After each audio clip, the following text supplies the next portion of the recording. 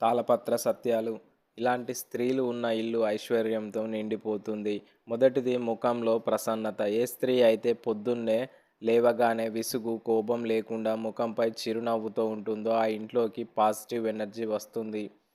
ఉదయాన్నే కస్సుబుస్సులాడకుండా ప్రశాంతంగా ఉండే స్త్రీలు ఉన్న చోట లక్ష్మీదేవి తాండవిస్తుంది. రెండోది ఇల్లు, ఒళ్ళు శుచిగా ఉంచుకోవడం.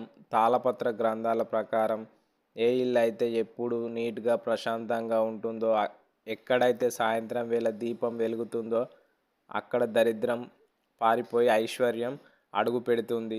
బద్ధకం లేకుండా ఇల్లాలు అలసట పడకుండా ఇంటిని సర్దుకుంటే ఆ ఇల్లే ఒక దేవాలయం. మూడోది చాలా ఇంపార్టెంట్, మాట్లాడే పద్ధతి. గట్టి గట్టిగా అరుస్తూ ఎదుటివారిని నిందిస్తూ మాట్లాడే స్త్రీలు ఉన్న ఇంట్లో లక్ష్మీదేవి అస్సలు నిలవదట. ఎవరైతే అమృతం లాంటి మాటలతో ఎదుటివారిని గౌరవిస్తూ నెమ్మదిగా మాట్లాడతారో ఆ స్త్రీని గృహలక్ష్మి అంటారు. ఆమె మాటలకి ఆ ఇల్లు సగం ఐశ్వర్యంతో నిండిపోతుంది. నాలుగవది తృప్తి, పొదుపు గుణం.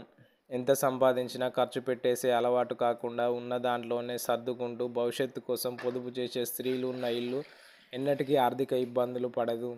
భర్త సంపాదనను గౌరవిస్తూ ఆశూచిచి అడుగు వేసే స్త్రీ ఆ ఇంటికి లక్ష్మీ స్వరూపమే. ఐదవది అన్నపూర్ణాదేవి లాంటి మనసు. తాళపత్ర గ్రంథాలలో ఒక మాట గట్టిగా చెప్పారు. ఇంటికి ఎవరైనా అతిథి వచ్చినా లేదా ఆకలి అని ఎవరైనా గుమ్మం ముందుకు వచ్చినా మొహం మార్చుకోకుండా విసుక్కోకుండా ఉన్నంతలో పెట్టే గుణం స్త్రీకి ఉండాలి. ఏ ఇంట్లో అయితే ఆడవాళ్ళు అన్నం పెట్టడానికి వెనుకాడతారో అక్కడ లక్ష్మీదేవి అస్సలు ఉండదు.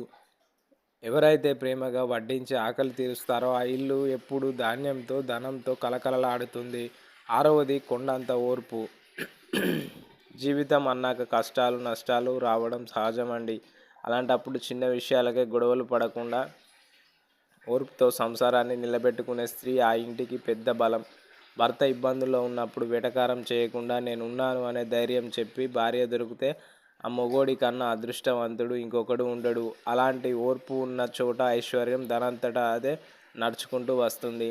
ఇక ఏడోది పెద్దల పట్ల విధేయత. ఇంట్లో ఉండే అత్తమామలను పెద్దవారిని సొంత తల్లిదండ్రుల్లా చూసుకునే స్త్రీ ఉన్న ఇల్లు నందనవనమే. పెద్దల శాపనార్థాలు ఉన్న ఇంట్లో ఎంత సంపాదించినా రూపాయి నిలవదు. అదే పెద్దల దీవెనలు ఉంటే ఆ ఇల్లు వంశపరపరంగా ఆయుర ఆరోగ్యాలతో ఐశ్వర్యంతో వర్ధిల్లుతుంది. ఎనిమిదవది దైవ చింతన. స్త్రీని ప్రకృతితో సమానంగా చూస్తారు. ఏ స్త్రీ అయితే ఉదయం సాయంత్రం దేవుడిని తలుచుకుంటూ ఇంట్లో దీపారాధన చేస్తుందో ఆ ఇంటి చుట్టుపక్కల ఎలాంటి నెగిటివ్ ఎనర్జీస్ రావు. భక్తి శ్రద్ధలు ఉన్న ఇల్లులు అడుగుపెట్టిన చోట శుభ మాత్రమే జరుగుతాయి. తొమ్మిదవది పిల్లలను పెంచే పద్ధతి. తాళపత్ర సత్యాలు ప్రకారం ఒక ఇంటి భవిష్యత్తు ఆ ఇంటిలోని పిల్లల ప్రవర్తన మీద ఆధారపడి ఉంటుంది. ఒక స్త్రీ అయితే తన పిల్లలకు చిన్నప్పటి నుంచి మంచి సంస్కారం, పెద్దల పట్ల గౌరవం, నిజాయితీ నేర్పిస్తుందో ఆ పిల్లలు పెద్దయ్యాక ఆ వంశానికి కీర్తి ప్రతిష్టలు తెస్తారు. పిల్లలని ప్రయోజకులను చేసే తల్లి ఉన్న ఇల్లు తరతరాలకి సరిపడా పేరు ప్రఖ్యాతలను ఐశ్వర్యంతో తులతూగుతుంది. ఇక పదోది చాలా ముఖ్యం, పరనింద చేయకండి. అంటే పక్కవారి గురించి తప్పుడు మాటలు మాట్లాడడం, చాడీలు చెప్పడం, ఇతరుల సుఖాన్ని చూసి ఏడవడం ఇలాంటి అలవాట్లు లేని స్త్రీలు ఉన్న ఇల్లు చాలా పుణ్యప్రదమైనది. ఏ స్త్రీ అయితే ఇతరుల విషయంలో జోక్యం చేసుకోకుండా తన కుటుంబం తన ఇల్లు బాగుండాలని కోరుకుంటుందో ఆమె మనస్సు ఎప్పుడు పవిత్రంగా ఉంటుంది. ఆ పవిత్రత ఉన్న చోటే లక్ష్మీదేవి స్థిర నివాసం ఉంటుంది. 11వ లక్షణం కృతజ్ఞత. ఉన్న దాంట్లో సంతోషపడకుండా లేని దానికోసం ఎప్పుడు ఏడుస్తూ ఉండే వాళ్ళు ఇంట్లో ఐశ్వర్యం నిలవదు. తాళపత్ర గ్రంథాల ప్రకారం భగవంతుడు మనకి ఇచ్చిన జీవితానికి సుఖానికి రోజు కృతజ్ఞత చెప్పుకునే స్త్రీ ఎంతో గొప్పది. నాకు ఈ మాత్రం జీవితాన్ని ఇచ్చావు చాలు అని తృప్తి పడే ఇల్లాలు ఉన్న ఇంట్లో ఆ తృప్తి మరిన్ని సంపదలను ఆకర్షిస్తుంది. 12వది ఇంటి గుట్టును కాపాడడం. ఒక సామెత ఉంది కదండి, ఇంటి గుట్టు లంకకు చేటు అని. ఇంట్లో జరిగే చిన్న చిన్న గొడవలను లేదా ఆర్థిక ఇబ్బందులను రోడ్డు మీదకు తెచ్చి ఊరంతా చాటింపు వేసే అలవాటు స్త్రీలకు అసలు ఉండకూడదట. తాళపత్ర సత్యాల ప్రకారం ఇంటి గౌరవాన్ని, భర్త మర్యాదను 4 గోడల మధ్య ఉంచి కాపాడే స్త్రీ ఆ ఇంటికి లక్ష్మి కవచం లాంటిది. ఆమె ఉన్న ఇల్లు ఎప్పటికీ దిగజారిపోదు. 13వది సమయపాలన, శుభ్రత. తాళపత్ర సత్యాలు సమయానికి చాలా వాల్యూ ఇచ్చారు.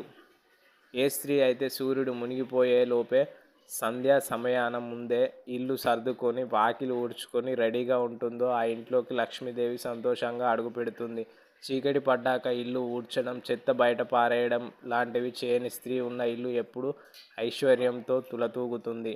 14వది నోటి శుద్ధి. చాలామంది ఆడవాళ్ళు కోపం వస్తే చాలు నోటికి వచ్చినట్లు తిట్టడం, నాశనం అయిపోతావు, దరిద్రం అలాంటి అమంగళకరమైన మాటలు వాడుతూ ఉంటారు. కానీ తాళపత్ర గ్రంథాల ప్రకారం స్త్రీ నోటి నుంచి వచ్చే ప్రతి మాటకు ఒక శక్తి ఉంటుంది. ఏ స్త్రీ అయితే కోపంలో కూడా నోటి వెంట తిట్లు రానివ్వకుండా ఎప్పుడు శుభవచనాలు, మంచి మాటలు పలుకుతుందో ఆ ఇల్లు నెగిటివ్ ఎనర్జీ దరిచేరని ఒక పెద్ద కోటలా మారిపోతుంది. 15వది ఈ రోజుల్లో అందరికి కావాల్సిన గుణం పోలికలు చూసుకోవడం. పక్కింటి వాళ్ళకి కారు ఉందనో, ఎదుటింటి ఆవిడ భారీగా నగలు కాందనో చూసి భర్తని పీడించకుండా ఉండే స్త్రీ ఆ ఇంటికి దొరికిన అదృష్టం. తాళపత్ర సత్యాలు స్పష్టంగా రాశారు. సంతోషమే సకల సంపదలకు మూలం అని. పక్కవారితో పోల్చుకోకుండా తన భర్త కష్టాన్ని గుర్తించి ఉన్న దాంట్లోనే ఇల్లును నందనవనంలా మార్చే స్త్రీ ఉన్న చోట కుబేరుడు కూడా కొలువై ఉంటాడు. ఇక 16వది భూతదయ. కేవలం మనుషులకే కాదు, మూగజీవాల ఆకలి తీర్చే గుణం స్త్రీకి ఉండాలి. ఉదయాన్నే లేవగానే కాస్త పక్షులకు గింజలు వేయడం, గుమ్మం ముందుకు వచ్చిన ఆవుకి తోటకూర లేదా ఒక ముద్ద అన్నం పెట్టడం లాంటి పనులు ఏ ఇల్లాలు చేస్తుందో ఆ ఇంటికి పితృదేవతల ఆశీస్సులు, నవగ్రహాలు అనుగ్రహం లభిస్తాయి. ఆ పుణ్యమే ఆ ఇల్లాలు ముత్తైదువుగా ఆ ఇల్లు ఐశ్వర్యంతో నిండేలా చేస్తుంది. 17వది ఇంటి వాతావరణాన్ని మార్చడం. ఏ స్త్రీ అయితే ప్రతిరోజు సాయంత్రం ఇంట్లో సాంబ్రాణి ధూపం వేసి కర్పూర హారతి ఇస్తుందో ఆ సువాసనలకు లక్ష్మీదేవి ఆకర్షురాలవుతుంది. ఇల్లంతా ఎప్పుడు ఒక దైవికమైన ఫీలింగ్ తెచ్చే స్త్రీ ఉన్న చోట ఎలాంటి గొడవలు జరగవు, మానసిక ప్రశాంతత ఉంటుంది. ధనం అనేది ప్రశాంతత ఉన్న చోట స్థిరంగా ఉంటుంది. 18వది తులసి పూజ.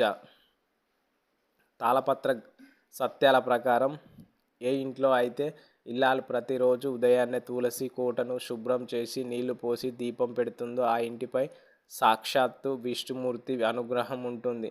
తులసి మొక్కను నిర్లక్ష్యం చేయకుండా భక్తితో చూసుకునే స్త్రీ ఉన్న ఇల్లు ఎప్పటికీ సంపదలతో తులతూగుతుంది.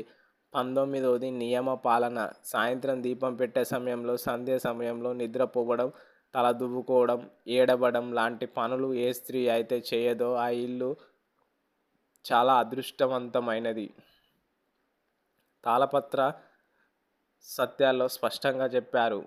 సంధ్యా సమయం అనేది లక్ష్మీదేవి మన ఇంట్లోకి వచ్చే సమయం. ఆ సమయంలో ప్రశాంతంగా దైవ చింతనతో ఉండే స్త్రీ ఉన్న ఇంట్లో దరిద్రం అస్సలు అడుగు పెట్టలేదు. ఇక 20వది ఆరోగ్య రక్షణ. ఆరోగ్యమే మహాభాగ్యం కదా. సంపదను ఎంత ఉన్నా ఇంట్లో వాళ్ళు జబ్బులు బారిన పడితే ఆ ధనం అంతా హాస్పిటల్స్ పాలవుతాయి. అందుకే ఏ స్త్రీ అయితే మడి శుచితో అమృతం లాంటి వంట చేసి కుటుంబానికి పెడుతుందో ఆమె ఆ ఇంటికి వైద్యలక్ష్మి. కుటుంబ సభ్యుల ఆరోగ్యాన్ని కాపాడే స్త్రీ ఉన్న ఇల్లు హాస్పిటల్ ఖర్చులు తగ్గి ఐశ్వర్యంతో నిండిపోతుంది. ధన్యవాదాలు. మన వీడియో నచ్చితే కామెంట్ బాక్స్లో కామెంట్ చేయండి. సబ్స్క్రైబ్ చేసి లైక్ కొట్టి షేర్ చేయండి.